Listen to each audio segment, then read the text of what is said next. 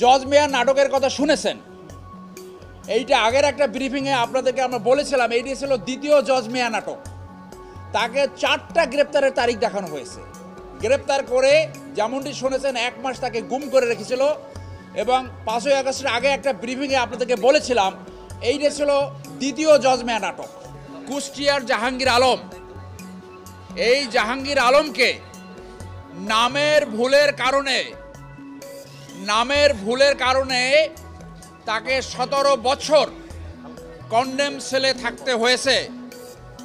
Police সাক্ষী দিয়ে বলেছে তারা গ্রেপ্তার করেছে জাহাঙ্গীর আলম বদরকে, যার বাড়ি দোহার। এই জাহাঙ্গীর আলম বদর ছিল মুফতি হান্নানের সাথে 9টি মামলার সহযোগী আসামি। অথচ এই জাহাঙ্গীর আলম কুষ্টিয়া, যিনি ল্যাব তোষকের একজন দোকানদার ছিল,